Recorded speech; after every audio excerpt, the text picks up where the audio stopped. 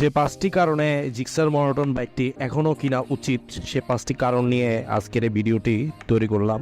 তো সবাই শেষ পর্যন্ত দেখতে থাকুন। যারা জিক্সার মনোটন কিনতে চাচ্ছেন বা যাদের বাজেট 2 লাখ টাকার আশেপাশে, তারা অবশ্যই এই ভিডিওটি শেষ পর্যন্ত দেখুন। সো ফার্স্ট অফ অল, এই বাইকটি এ বাজেটে খুব পাওয়ারফুল একটি ইঞ্জিন প্রোভাইড করতেছে, যা অন্যান্য বাইকে আপনারা এই বাজেটে পাবেন না। এতে ব্যবহার করা হয়েছে 154.9 সিসি সেগমেন্টে single cylinder air cooling 4 stroke SOHC engine, যা ম্যাক্স পাওয়ার প্রোভাইড করতে পারে 14.8 PS অ্যাট 8000 RPM এবং ম্যাক্স টর্ক প্রোভাইড করতে পারবে 14 newton meter at 6000 RPM। So অবশ্যই এই ইঞ্জিনটি অনেক বড় একটা বেনিফিট এই বাইকের জন্য। এটি একটি পাওয়ারফুল ইঞ্জিন। সো আশা করি এই বাজেটে এর চেয়ে পাওয়ারফুল ইঞ্জিন আপনারা অন্য কোনো বাইকে পাবেন না। ওকে, সো সেকেন্ড যে কারণে এই বাইকটি নেওয়া উচিত তা হলো এই বাইকটির ব্যালেন্স এবং এই বাইকটির টায়ার।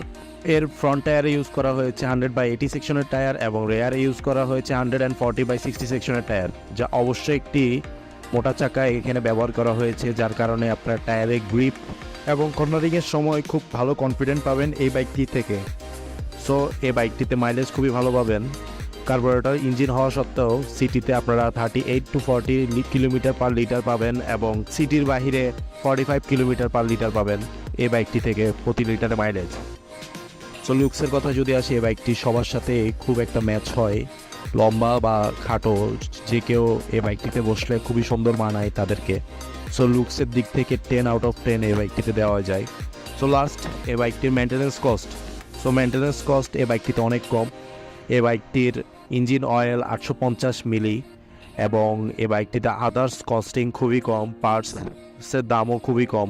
এই বাইকটির অন্যান্য বাইকের তুলনায় এই বাইকের পার্টসগুলোর দাম খুবই কম। তো আমি মনে করি এই 5টি জিনিসের উপর ভিত্তি করে এবং বাইকের প্রাইস নির্ধারণ করা হয়েছে 2 লাখ টাকার ভিতরে। সো সব কিছু বিবেচনা করে এই বাইকটি 2 লাখ টাকার ভিতরে বেস্ট একটি বাইক বলে আমার থেকে মনে হয়।